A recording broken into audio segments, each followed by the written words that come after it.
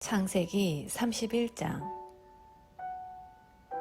야곱은 라반의 아들들이 뒤에서 쑥덕거리는 소리를 들었다.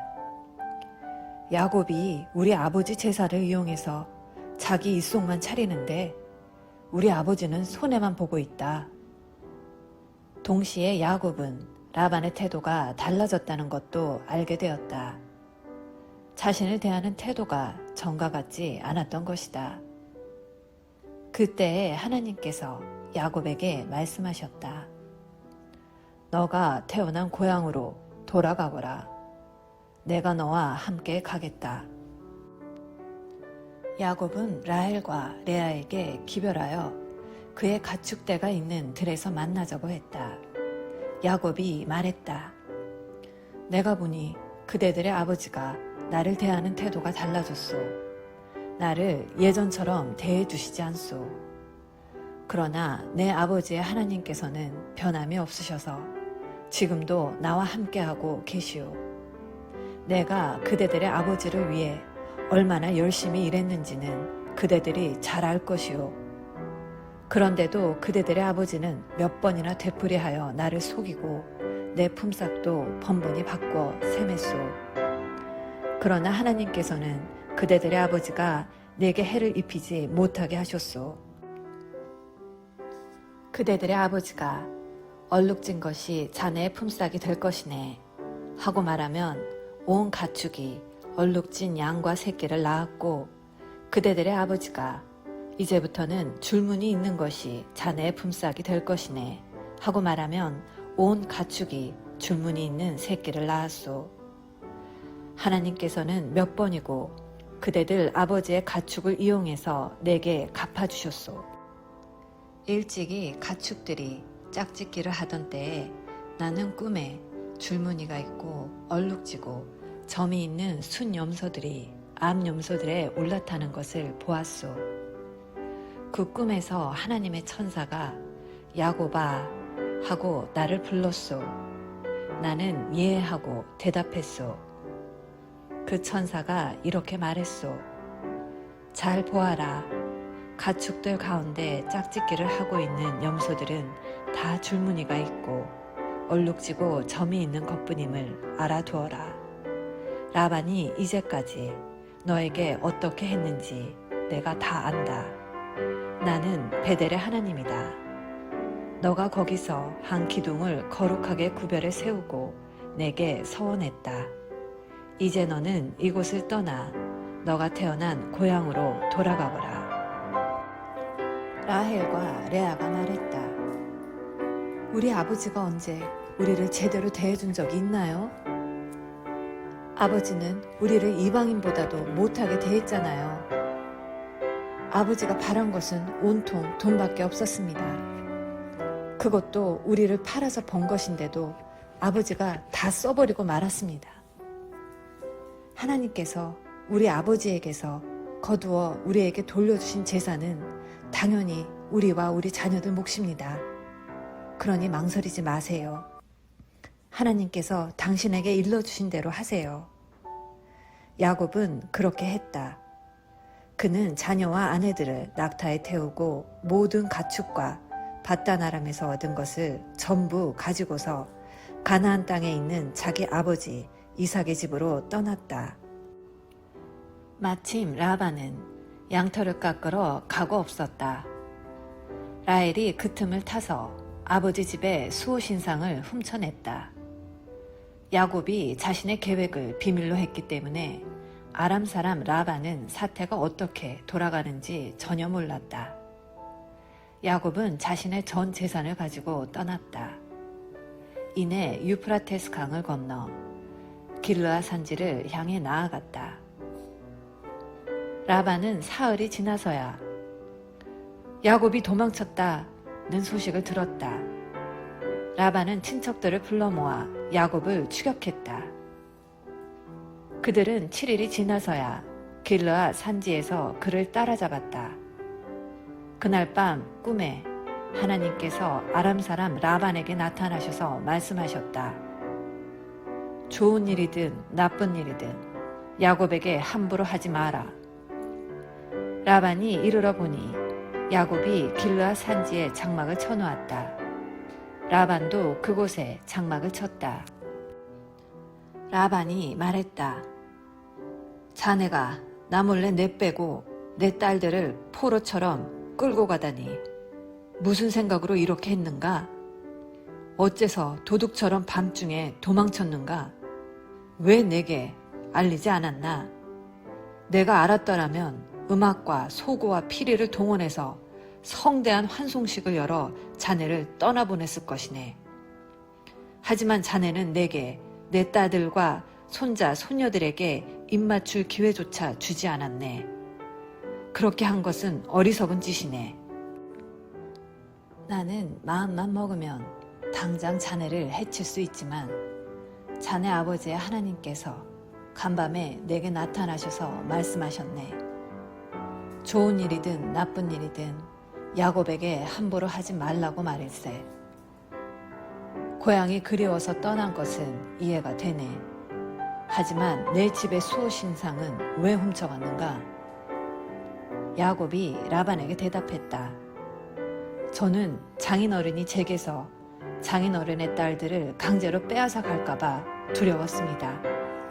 그러나 장인어른의 수호신상에 관해서는 여기 있는 누구에게서 그것이 나오든 그 사람은 살아남지 못할 것입니다. 우리 모두 지켜볼 테니 뒤져보십시오. 장인어른께 속한 것이 조금이라도 나오거든 그것을 가져가십시오. 야곱은 라헬이 수호신상을 훔쳤다는 사실을 모르고 있었다. 라반은 야곱의 장막과 레아의 장막과 두 여종의 장막을 샅샅이 뒤졌지만 아무것도 찾아내지 못했다. 그는 레아의 장막에서 나와 라헬의 장막으로 갔다.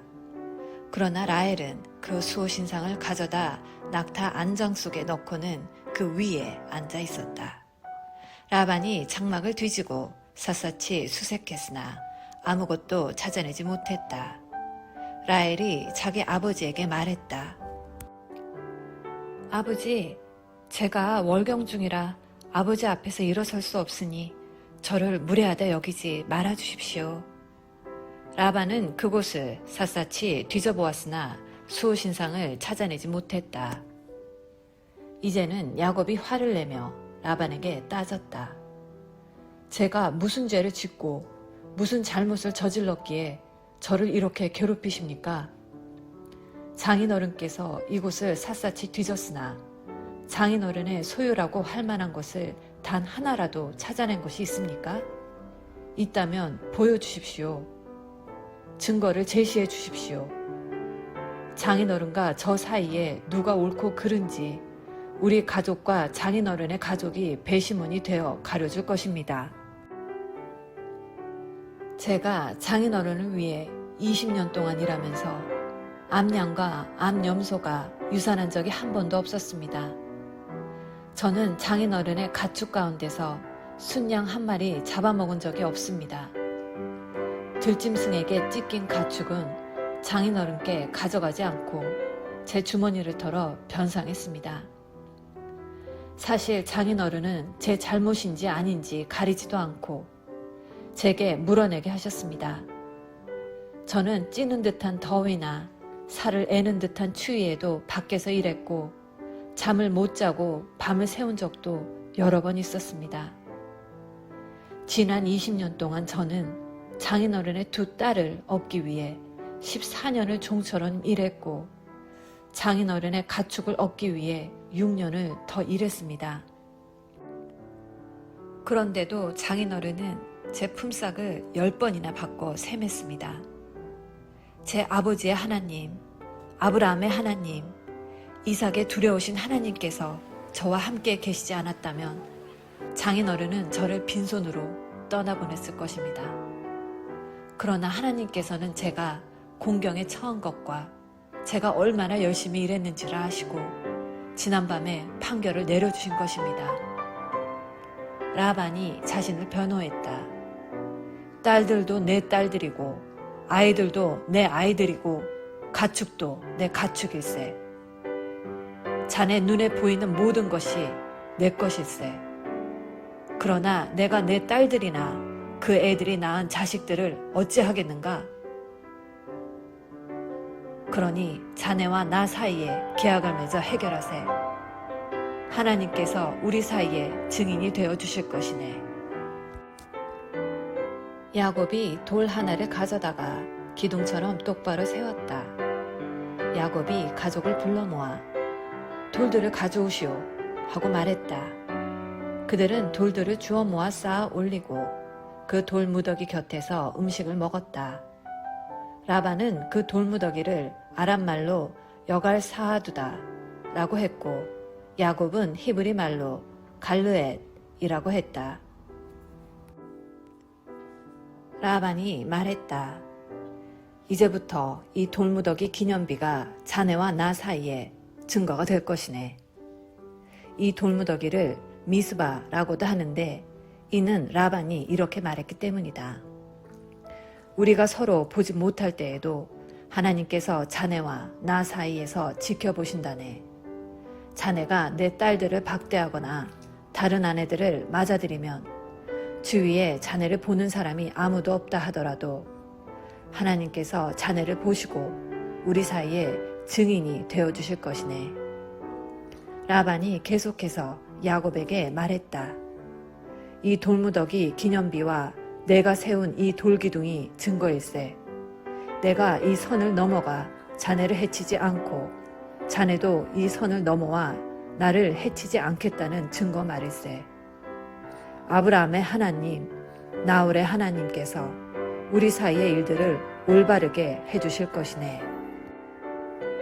야곱도 두려우신 분, 곧 자기 아버지 이삭의 하나님께 맹세하며 약속했다.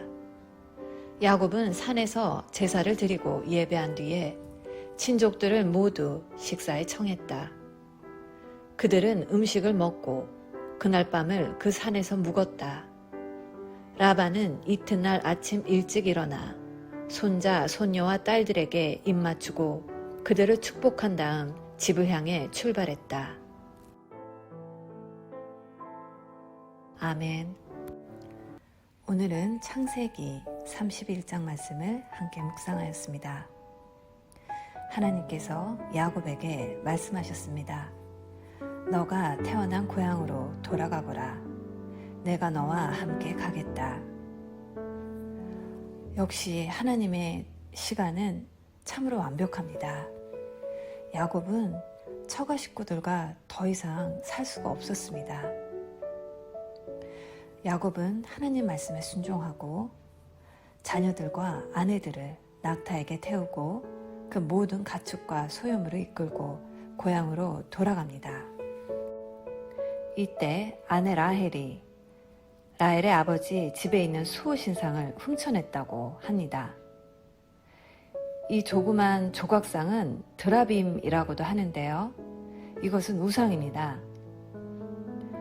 소유자를 보호하고 풍요함, 그러니까 부자로 만들어주고 다산, 아이를 많이 가지게 해주는 그런 복을 가져다 준다는 그런 우상이었습니다. 라헬은 이러한 가족 수호 신상이자 우상인 드라빔을 훔친 것이었습니다. 저는 라헬이 왜 이 조그만 우상 조각을 훔쳤을까 궁금했습니다. 어떤 사람은 라헬이 자신의 아버지가 더 이상 우상 숭배를 하지 않았으면 하는 바람에 훔쳤다는 그런 이야기도 있었는데요.